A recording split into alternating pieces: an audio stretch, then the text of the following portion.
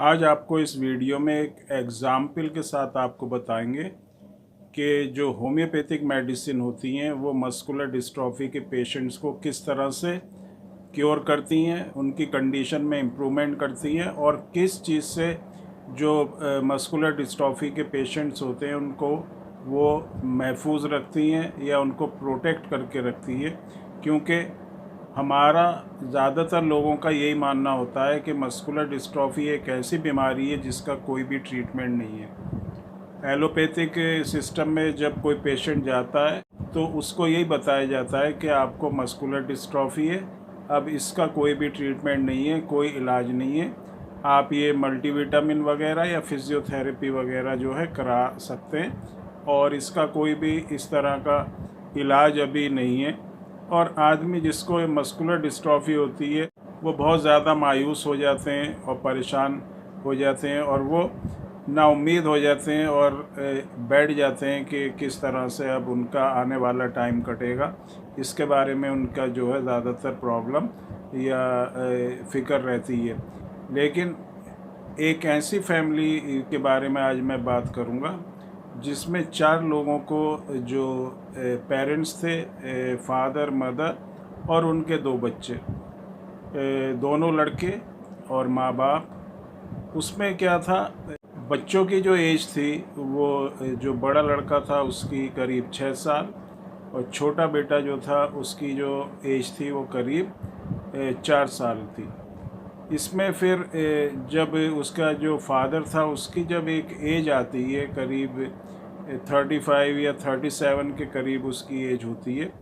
तो उस एज में जो फादर होता है उसको एक प्रॉब्लम ये आती है कि उसकी जो पैर होते हैं उसमें उसको कुछ वीकनेस महसूस होती है और ये जो वीकनेस होती है ये उसको आहिस्ता आहिस्ता इस तरह से लगता है कि वीकनेस बढ़ रही है। जो कि पैरों में वीकनेस थी वो अब ऊपर टांगों में भी उसको आने लगी, टांगों के बाद जो उसका थाई एरिया है वहाँ पर आने लगी, पेल्विक एरिया, स्पाइन में, और फिर उसके बाद जो है हाथों में ये वीकनेस जो है उसको होने लगी। मतलब पूरी बॉडी उसकी जो है वीक होने लगी और बहुत ज़्यादा बॉडी उसकी वीक हो गई और उसके बाद जो है उसको सांस लेने में प्रॉब्लम होना, इस तरह की कंडीशन जो है उसकी हुई। क्योंकि जो रेस्पिरेटरी सिस्टम होता है उसकी जो मसल्स होती हैं वो भी वीक होने लगती हैं, जिससे पूरी तरह से जो ऑक्सीजन है वो बॉडी को नहीं मिलती और उसके बाद वो जो फादर था वो एक्सपायर हो गया। इस तरह की कंडीशन उसको बनी क्योंकि डॉक्टर्स ने बताया था कि जब उसका टेस्ट हुआ कि ये मस्कुलर डिस्ट्रॉफी है, इसका कोई भी ट्रीटमेंट नहीं है, तो वो नाउम्मीद हो गए और उन्होंने ज़्यादा फिर कोशिश भी नहीं करी और जो फादर था वो उसका जो है उसकी डेथ हो गई। उसके बाद जो उसका बड़ा बेटा था वो करीब जब उसकी एज 7 साल या 8 साल के करीब थी तो उसको भी इसी तरह की प्रॉब्लम हुई, टांगों में प्रॉब्लम हुई, फिर उसके ऊपर की जो बॉडी होती है, जो थाई एरिया होता है, पेल्विक एरिया होता है, स्पाइन होता है, इस तरह की उसको प्रॉब्लम हुई। और जो कंडीशन उसके फादर की 37 की एज में थी वो कंडीशन उसकी करीब जब वो 11-12 साल का बच्चा हुआ तो उसको इसी तरह की प्रॉब्लम, इसी तरह की वीकनेस उसको हुई। प्रोग्रेसिव डिजीज़ है, आहिस्ता आहिस्ता ये प्रॉब्लम बढ़ती रही और वो जो बड़ा लड़का था जिसको ये 12 साल की एज में जब वो आया तो उसको भी इसी तरह से जो उसका रेस्पिरेटरी सिस्टम था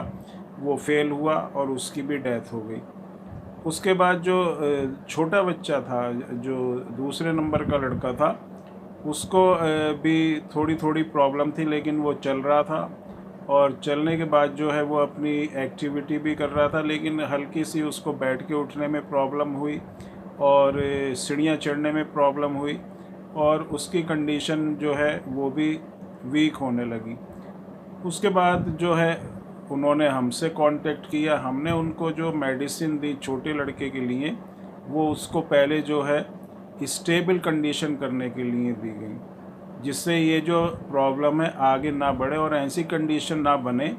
जिससे जो उसका बड़ा भाई और जो उसके फादर थे वो एक्सपायर हुए थे। तो पहली जो चीज़ हुई वो ये कि वो बच्चे को जब मेडिसिन दी गई और काफ़ी लंबे टाइम तक उसको मेडिसिन उसने ली तो उसकी कंडीशन जो है स्टेबल रही, और वो मेडिसिन जो है आज तक यूज़ कर रहा है और उसकी कंडीशन जो है स्टेबल है। जितनी वीकनेस उसको पहले हुई थी उससे जो है उसको अब इम्प्रूवमेंट है। एक तो कंडीशन उसकी स्टेबल आगे नहीं बढ़ी, और जो दूसरी वीकनेस उसको हुई थी उस कंडीशन में भी उसको काफ़ी इम्प्रूवमेंट है। बच्चा अपने स्कूल जा रहा है, चल रहा है, और जीने पे भी थोड़ी हल्की सी सपोर्ट से वो चढ़ रहा है, उतर जाता है, और अपनी डे टू डे जो भी उसकी एक्टिविटी है उसको वो कर रहा है। तो ये एक इस तरह से जो होम्योपैथिक मेडिसिन, इस वीडियो को जो बनाने का मकसद है वो यही कि होम्योपैथिक मेडिसिन को अगर आप ठीक तरह से पेशेंट्स को देंगे तो मस्कुलर डिस्ट्रॉफी की जो प्रॉब्लम होती है उसमें बहुत अच्छे रिजल्ट्स इन मेडिसिन के हैं। और ये मेडिसिन जो है कंडीशन को स्टेबल रख के उसमें इम्प्रूवमेंट करती हैं, और आहिस्ता आहिस्ता जब आप इन मेडिसिन को लेते रहते हैं, क्योंकि ये कोई